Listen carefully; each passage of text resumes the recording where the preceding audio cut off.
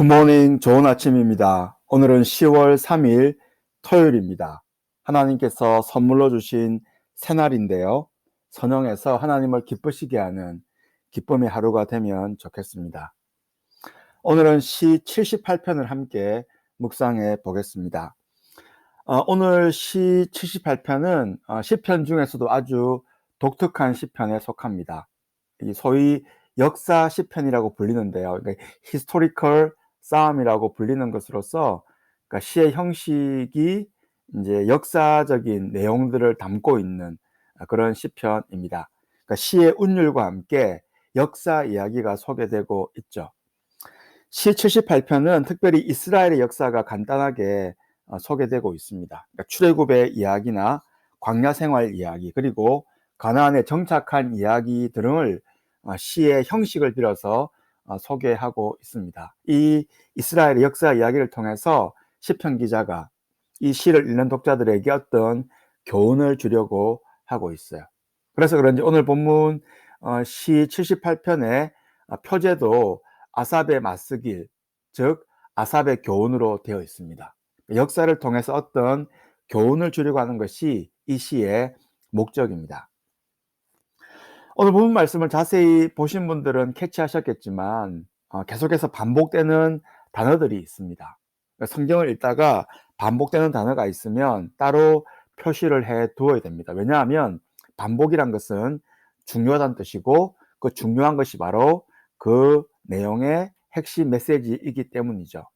오늘 본문에도 반복되는 단어가 있는데요. 그것이 무엇입니까? 명사로서 반복되는 단어는 조상, 자손, 후대란 단어가 계속해서 반복되고요. 동사로는 전하다, 알리다란 동사가 반복되어 있어요.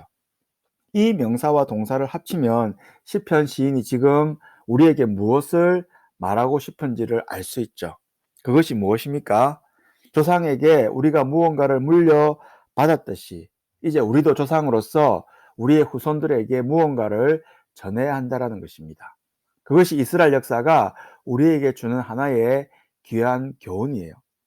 무언가를 세대 간에 바톤 터치를 해야 한다는 것이에요. 21세기를 사는 우리가 이스라엘 역사를 통해서 배워야 될 교훈이 바로 그것입니다. 이런 서론을 염두에 두고 오늘 본문 말씀을 한번 찬찬히 읽어 보겠는데요. 오늘은 특별히 이제 이렇게 앞에 나오는 내용을 같이 읽어 보면서 세대를 통해서 제너레이션 투 제너레이션 무엇이 전수되어야 되는지를 한번 같이 묵상해 보겠습니다. 1절입니다. 내 백성이여 내 율법을 들으며, 하나님의 말씀을 들으며 내 입의 말, 하나님의 말씀에 귀를 기울일지어다라고 말씀하고 있어요. 무엇을 말합니까? 하나님의 말씀을 듣고 하나님 말씀에 귀를 기울이라라고 말씀하고 있어요. 2절입니다. 내가 입을 열어 비유로 말하며 예로부터 감추어졌던 것을 드러내려 한다라고 되어 있어요. 하나님께서 감추셨던 계시의 말씀을 드러내는 것이죠. 3절입니다. 이는 우리가 들어서 아는 바요, 우리의 조상들이 우리에게 전한 바입니다. 여러분, 누구를 통해서 하나님의 말씀을 들었습니까? 누구를 통해서 감추었던 비밀을 알게 되었습니까? 직접 하나님으로부터 듣기도 했지만 또한 우리의 조상들로부터 전수받은 거예요. 우리 할아버지, 할머니, 아버지, 어머니를 통해서 물려받은 것입니다. 4절 말씀입니다. 우리가 이를 그들의 자손에게 숨기지 아니하고 여호와의 영예와 그의 능력과 그가 행하신 기이한 사적을 후대에 전하겠다라고 말하고 있어요. 부모에게 받은 신앙의 유산을 이제 어떻게 해야 된다고요? 이제 우리가 부모로서 자손에게 전해야 됩니다. 우리의 아들과 딸과 손주들에게 전해야 되는 것이에요. 당대에 그치는 것이 아니라 하나님의 말씀을, 조상들에게 들었던 말을 전해야 한다라고 말씀하고 있어요. 계속해서 5절입니다. 여호와께서 증거를 야곱에게 세우시며 법도를 이스라엘에게 정하시고 우리 조상에게 명령하사, 뭘 명령했죠? 그들의 자손에게 알리라 하셨어요. 하나님의 명령이 무엇입니까? 우리가 듣고 아는 하나님에 대한 신앙을 자손들에게 알리라는 거예요. 이것은 권유가 아니고요. 이것은 명령입니다. 6절입니다. 이는 그들로 후대 곧 태어날 자손에게 이를 알게 하고 그들은 일어나 그들의 자손에게 일러서라고 말하고 있어요. 그러니까 세대를 통해서 신앙을 전수하라는 것입니다. 제너레이션 투 제너레이션 신앙을 계승하라는 거예요. 그렇다면 자손들에게 이와 같은 신앙을 알리는 목적이 무엇입니까? 바로 7절에 그 내용이 나오죠. 그들로, 그러니까 후손들로 그들의 소망을 하나님께 두며 하나님께서 행하신 일을 잊지 아니하고 오직 그의 계명을 지켜서라고 말씀하고 있어요. 우리가 자녀들에게 신앙을 물려줘야 되는 이유가 무엇입니까? 우리의 자녀들이 그들의 소망을 세상이 아닌 하나님께 두며 하나님께서 행하신 일을 잊지 않고 기억해서 하나님의 계명을 지키게 하기 위해서라고 말씀하고 있어요. 그래서 8절에 나오듯이 잘못된 신앙으로 하나님의 징계를 받았던 조상들의 전처를 밟지 않게 하는 것입니다. 8절 말씀이 바로 그 내용이죠.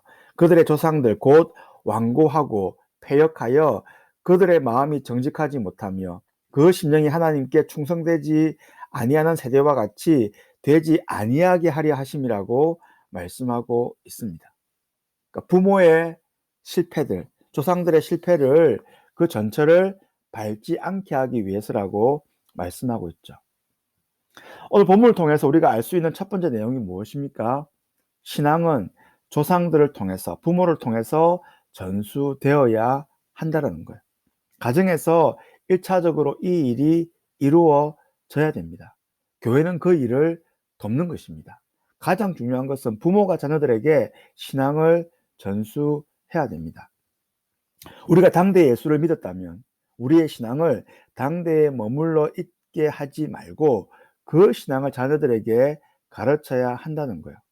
조금 더 구체적으로 말씀드리자면 우리가 신앙생활을 하면서 은혜 받았던 부분들을 자녀들과 나누라는 것입니다. 자녀들과 그것을 공유하라는 것입니다. 기도 응답 받았던 내용들을 공유해야 되고요. 하나님을 경험한 것을 공유하라는 것입니다. 그것이 우리의 신앙을 자녀들에게 물려주는 것이죠. 가정에 어떤 이슈가 있다면 함께 자녀들과 그것을 놓고 기도를 같이 하라는 것입니다. 저는 오늘 말씀을 보면서 또 하나 가진 생각이 무엇이냐면 선교에 대한 새로운 안목을 깨닫게 되었어요. 그것이 무엇이냐면 선교에는 수평 선교가 있고요. 수직 선교가 있습니다. 수평 선교가 무엇이냐면 동시대를 사는 다른 지역에 가서 예수 그리스도를 전하는 것이죠. 예수님의 명령대로 예루살렘과 유대와 사마리아와 땅끝까지 가서 복음을 전하는 것입니다. 이것이 바로 수평 선교예요. 그러니까 넓게 이렇게 선교를 해야 하는 것이죠. 이것이 우리가 받은 하나님으로부터 받은 그런 명령이죠. 동시에 오늘 본문을 보면서 제가 느낀 게 무엇이냐면 수평 선교뿐만 아니라 수직 선교에도 더 많은 관심을 가져야 됩니다. 여러분 수직 선교가 무엇입니까? 동시대가 아닌 다음 세대를 바라보고 선교를 하는 것이죠. 제너레이션 투 제너레이션의 시각에서 선교를 하는 것입니다. 우리의 신앙을 우리의 후손들에게 물려주는 것이죠. 우리의 자녀들을 선교 대상으로 생각하고 그들에게 복음을 전하고 그들을 예수 그리스도의 제자로 만드는 것입니다. 특별히 이것은 이민교회의 굉장히 중요한 사명이에요. 왜냐하면 아이들이 고등학교 때까지는 부모를 따라 교회에 가지만 대학에 가면 약 한 8, 90%가 신앙을 버린다는 통계가 있기 때문입니다. 그래서 우리가 힘써야 될 내용이 무엇이냐면 수평 선교에도 힘을 쓸 뿐만 아니라 수직 선교에 힘을 써야 됩니다. 우리의 그 다음 세대에 신경을 쓰고 그들에게 우리의 신앙을 물려주는 노력을 해야 하는 것이죠. 특별히 가정에서 그와 같은 일이 일어나야 합니다.